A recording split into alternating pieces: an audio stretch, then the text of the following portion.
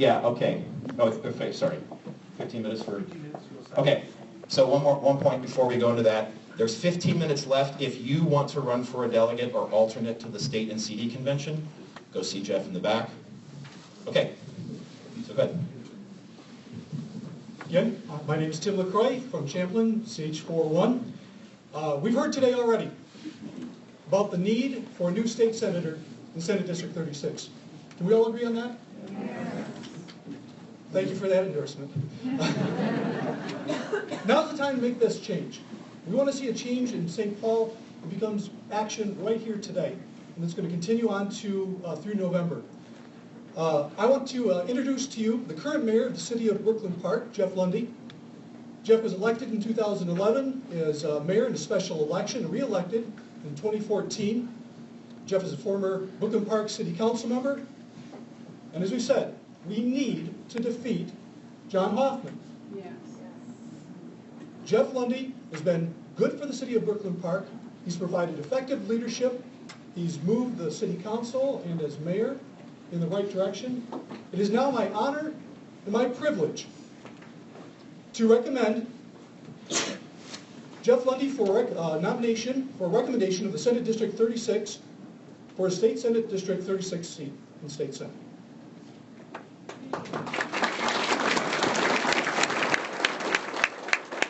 I'm Patty Crema, Brooklyn Park E4A, and I second the nomination for Jeff Lunde for Senate.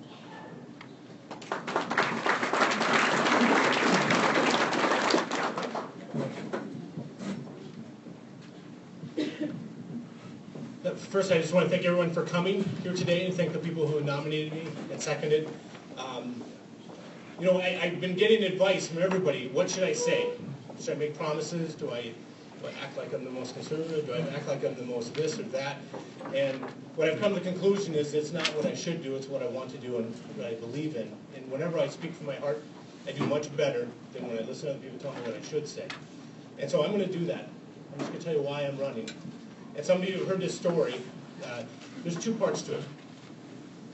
Everybody knows or may not know that one of my big issues that I helped work on was the teen homeless shelter in Brooklyn Park. It's a personal issue, and it took a lot of work. It took 40 churches coming together and a lot of effort. And on the day of that blessed event when we did the grand opening, Senator Photo Op showed up, and I call him Photo Op for a reason. Showed up, having done nothing, asked to speak. I thought, well, it's state legislator, I should let him speak. And he talked about how much he had worked on this. He had done nothing. Zero. And people came up to him and they go, what has he done? And I go, nothing. And it was on that day that I really was questioning what the heck is our state senator doing. Second step. Jeff, can you speak more into the mic? I will do my best. Usually I like to walk, so this is really hard for me to stay standing. The second one was, during the whole point about the daycare, when they were saying we need to have early childhood and we need to get daycare people out of the business of providing daycare, Senator Hoffman, I had people in the daycare industry, of which we have many business owners, small and big, franchise and local, out of their home, coming to me and saying, we need help. We can't get Senator Hoffman to return our calls. He's not listening to us. So, you know, what am I? I'm a mayor. I can't have any power over the state senator. So I called twice and I said, have you thought about the effects of this on small business owners? I received no response. That was the day that I really started to think about running for state senate. Because I thought that when people in St. Paul start thinking that they know better for what we do in our district, that there's a problem and a disconnect. In Brooklyn Park, we've tried very hard to say that what we want to do is get government out of the way. And one of the things that I'm going to bring this race, I'm going to say this, I'm supposed to act like the perfect candidate. I'm not the perfect candidate. I guarantee everybody in this room has something that we may not agree with. I guarantee people at your tables right now probably don't agree with everybody at your table as well. And what's important is what we want to do, and that's remove the effects of government in everybody's lives. And so I say the most important decision I ever made was asking my wife to marry me. I don't leave the house every day in complete agreement with her either. And so I want to act like I'm the perfect candidate, but I believe I am the right candidate for this race. I believe that I'm the candidate, and I've said it before and I'll say it again, that John Hoffman does not want to face, because I really bring what he doesn't have, which is I show up, I do the work, I don't ask for credit, I don't take credit, and I'm more than willing to support people and, more importantly, listen to people.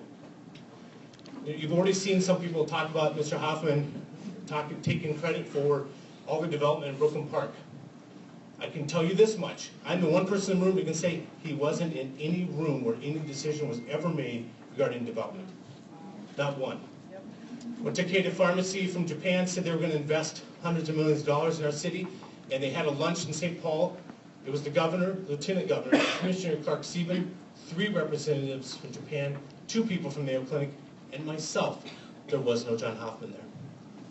So when he says I take credit for these things, I can tell you this. I'm the one person, the right person, who can sit there and say you had nothing to do with this, and talk about the difference between what got things done in my city versus what you're doing in St. Paul. In my city, we have a reputation for crime. Crime now in Brooklyn Park is 33% less than it was 30 years ago, despite having 25,000 more people. And I can tell you this, I'm the one person, I'm the one person who can stand there and tell them, to anybody, that it had nothing to do with gun control. Cutting crime and gun control are absolutely opposites. There has not been one discussion with any of my officers about gun control, and if people want to talk about the Second Amendment, I would love to have that fight, because I can stand up with anybody and talk about what gets stuff done and what looks like they're getting stuff done. There's not a city in this country that's added more gun control that's cut crime. Not one.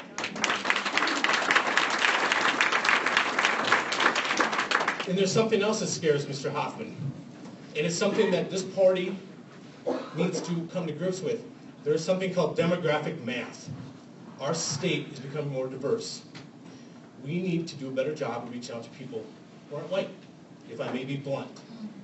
Because we will become a permanent minority party if we don't do a better job of that.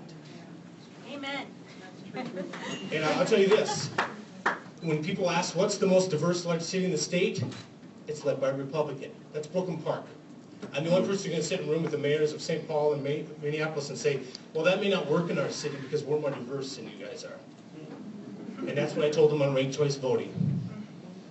And I think that we need to use the language of the left back at them. And when it comes to talking about issues of diversity, when it talks about poverty, when it talks about getting early childhood, where they want to have universal pre-K, which is a complete disaster, will not change anything. I'm the one person who can stand there and do it because I actually know about it and work with it.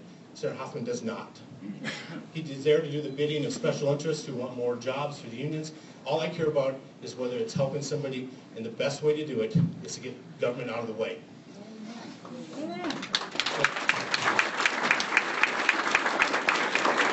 As many of you see, some of you may have not got the email, but about 18 months ago I decided to do a career change. I spent 20 years chasing quota in the tech industry. I had quotas over $100 million a year.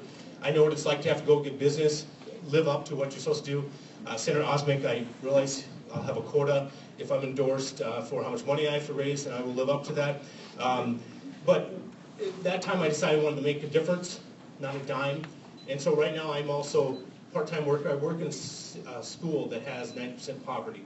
And so it empowers me to know that I got my 5-minute mark.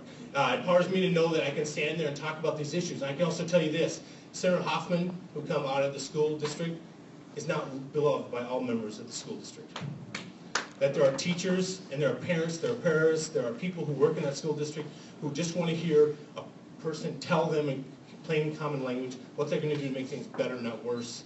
And so that's what I'm going to do, is speak in plain language, hopefully respectful, but so that everybody can understand. I think the last thing I wanted to say, and I apologize, there was an email that I was supposed to go out and talk about why I believe I'm the best candidate, not the perfect candidate, but the right candidate. My last election, I got targeted by the DFL. I got outspent 8-1. I had mailers coming all the time. You know what I did? I stuck my game plan, knock on doors. And tomorrow I knocked on doors. And the next day I knocked on doors. I didn't have all the money that my opponent has. And I guarantee you this race is going to be much of the same. We will be outspent. And I know there's going to be, I've been told, millions that could be spent on this race. And it's going to be a brawl. And you should take heart to know that I am battle tested, that I know what it's like to stand there and take a beating. When I talk about that homeless shelter, I had to face up to the fact that there were people in my community who thought it was okay to exploit children for prostitution. And I didn't run for cover, and I certainly didn't look down and say, oh, woe is me. I stood up and I took the fight to them. And so you can rest assured that as a state senate candidate, I will be knocking on doors every day. People who know me in my races know that when I say I work hard in campaign, I really do work hard. Last election, I keep track of this, we dropped lit for 34,000 homes. We didn't do a mailer. I didn't have the money. We knocked and dropped, That's all we did all day long. And by the way, we also dropped 18,000 pieces of lit for other campaigns. So whether it was Representative Crema, whether it was council members, whether it was Sheriff Stanek, we even one morning went up and helped Representative Ugam, which I do know the boundaries. 109th is not Brooklyn Park, but we went up. So we know how to do this, and bottom line is I've been there time and time again for not just my campaign but for others. I've dropped lit, I've knocked on doors. My campaign was helping other people, and so you know that when I say I work hard, I will work hard. And the last thing I would say is all that hard work, over 800 lawn signs, over 50,000 pieces of lit dropped, not mailed. There's been one thing that I've never told everybody, so I'm going to do a confession, because it'll be my last thing. At no time has my wife really, truly supported me running. My wife truly supports me running this election. And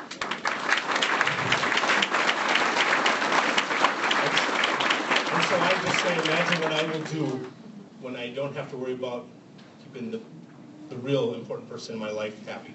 So with that, I would just ask for your endorsement and your support, because I will not make it without that as well. So thank you very much.